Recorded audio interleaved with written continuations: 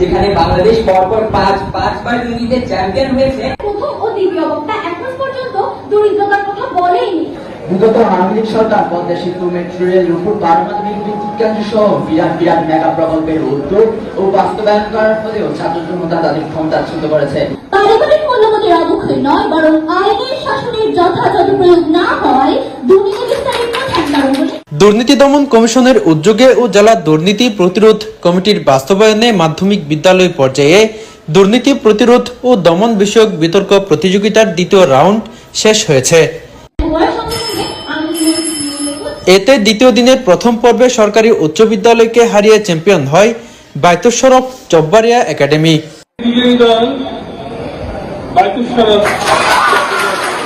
যেখানে শ্রেষ্ঠ বক্তা হয়েছেন বায়তুল শরফের দলনেতা সাদিয়া রহমান ইবনাত।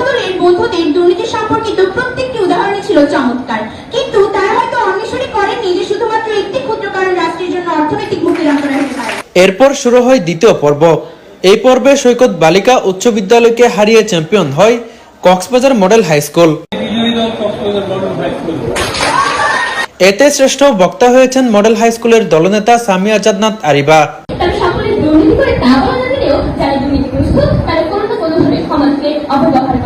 সোমবার বায়তুল শরফ জব্বারিয়া একাডেমির হলরুমে জেলা দুপ্রক সভাপতি অধ্যাপক সোমেশ্বর চক্রবর্তীর সভাপতিত্বে এবং সাধারণ সম্পাদক জসিম উদ্দিন বকুলের সঞ্চালনায় অনুষ্ঠিত বিতর্ক প্রতিযোগিতায় প্রধান অতিথি ছিলেন বায়তুল শরফ কমপ্লেক্সের মহাপরিচালক এম সিরাজুল ইসলাম। বিশেষ অতিথি ছিলেন Baitul Shroff Jabbaria academy school and কলেজের অধ্যক্ষ সৈয়দ করিম।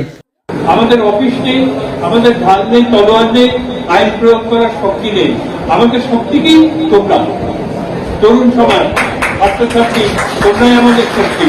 তোমাদের মধ্যে সততার স্পৃহা, সততার বোধ, মূল্যবোধ জাগ্রত করার জন্য আমরা নিয়ত চেষ্টা করছি। যদি আমরা দুর্নীতি অবদান না করে অনেক কিছু করা যায়, আর প্রমাণ আমি নিজে আমাকে আমার হুজুরকে আমার খ্রিস্টানের একটা দায়িত্ব দিয়েছিল, বাড়ি সড়ক করার জন্য, স্কুল করার জন্য, কলেজ করার জন্য, হাসপাতাল করার জন্য।